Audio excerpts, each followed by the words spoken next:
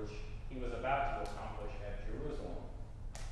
Now Peter and his companions were weighed down with sleep, but since they had stayed away, they saw his glory and the two men who stood with him. Just as they were leaving him, Peter said to Jesus, "Master, it is good for us to be here. Let us make 3 dwellings, one for you, one for Moses, and one for Elijah," not knowing what he said. While he was saying this, a cloud came and overshadowed them, and they were terrified as they entered the cloud. Then from the cloud came a voice that said, "This is my Son, my chosen. Listen to him." When the voice had spoken, Jesus was found alone. And they kept silent, and in those days told no one any of the things they had seen. The Gospel of the Lord. Praise to you, Lord Christ.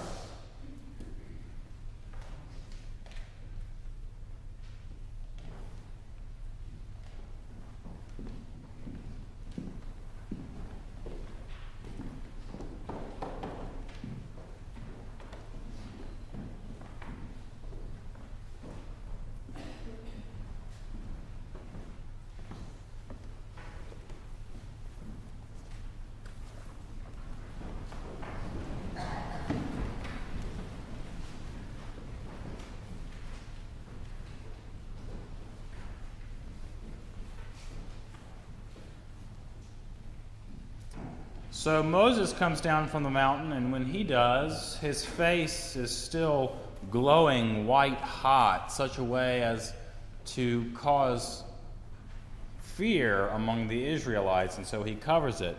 Jesus, however, on the other hand, when the transfiguration is over, the scripture simply states, when God's voice had spoken, Jesus was found alone. No residual glory hanging on. At the end of the passage for today, before Jesus heads back down the mountain, he is just a normal human being once again, a single person with a singularly important mission for the world. Today we're reminded that despite his remarkable and particular relationship with God, that is, as God himself, Jesus did his work in the world just as you or I would do, bound by the limitations of being but one person. He didn't magically replicate himself to appear all at once all around the world, to do all miracles necessary and all magic tricks necessary to solve all the world's problems all at once. Jesus worked in one relationship at a time, one person at a time, and his singular witness changed forever those he encountered. This coming Saturday, our church calendar urges us to remember Absalom Jones. Absalom Jones was the first African-American person to be ordained a priest in the Episcopal Church, ordained in 1802, only after he had bought his own freedom out of the slavery into which he had been born.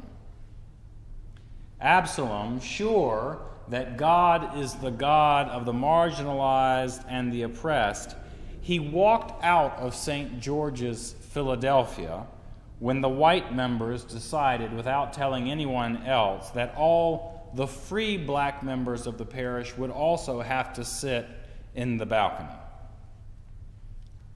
Popular for his preaching and his pastoral presence, he helped establish St. Thomas African Episcopal Church, a church still thriving to this day in Philadelphia.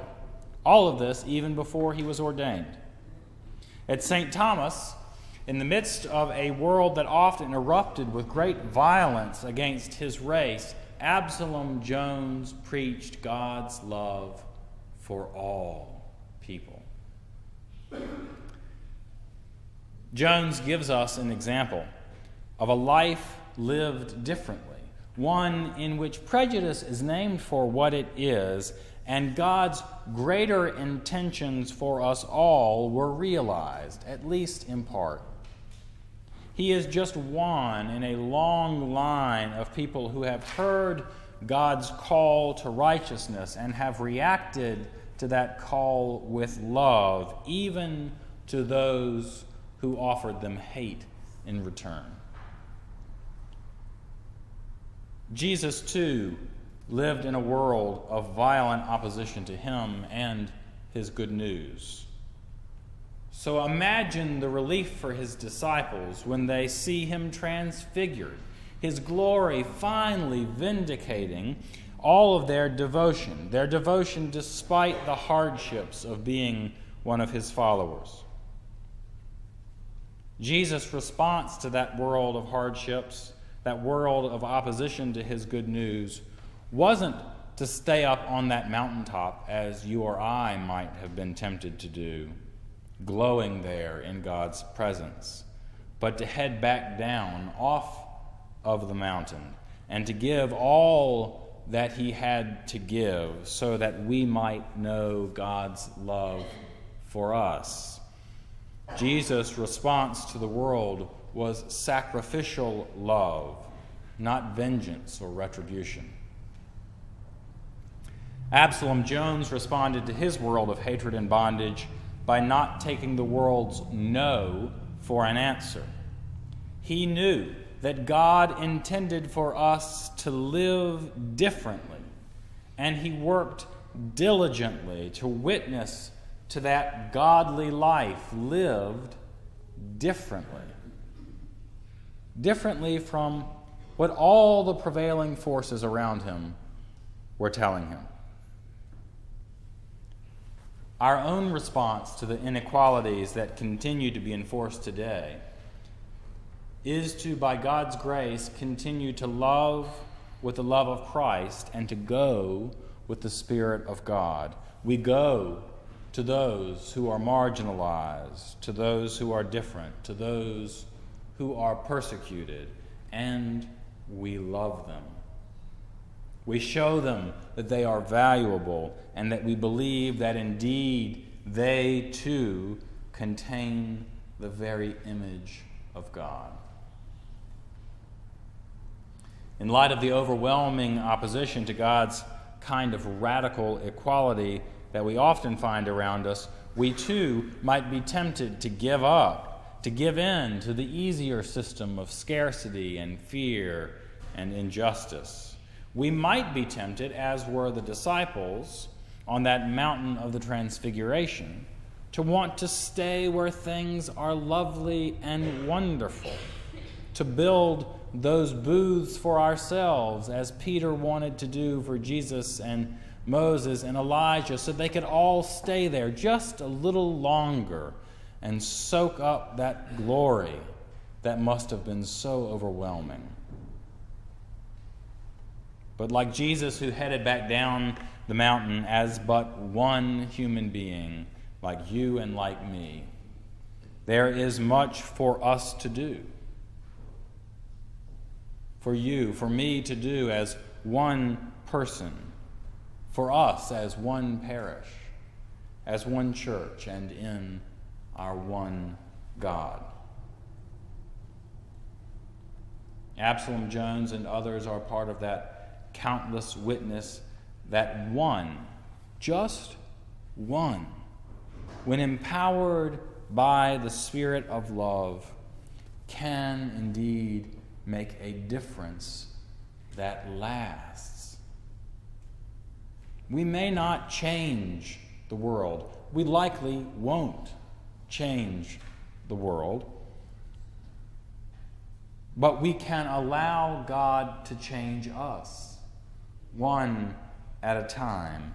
And if we let God truly work in us, we then can make changes that last, one person at a time, one relationship at a time.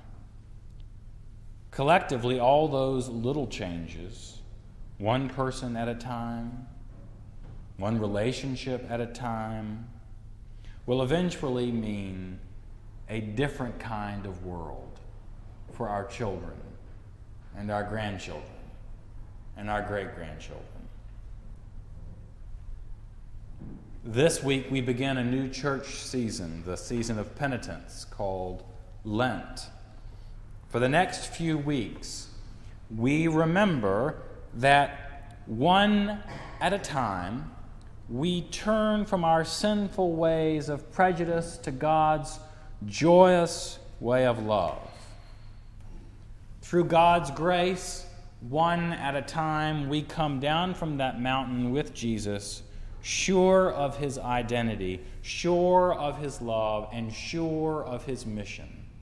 And then, by the grace of God, we engage that mission, his mission.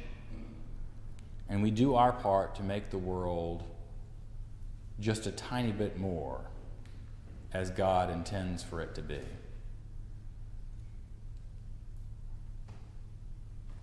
One at a time, we love one another despite our differences, and in the other, because of the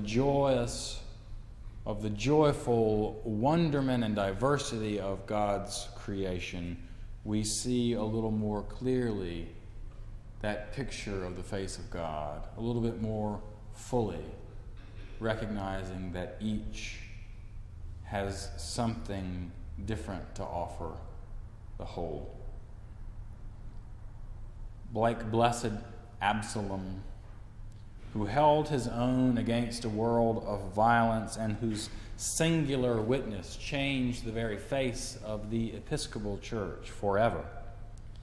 And like Christ, who chose to go back down from the mountain to fulfill his mission, may we be strengthened with similar courage. May we be taught similar regard for our fellow human beings.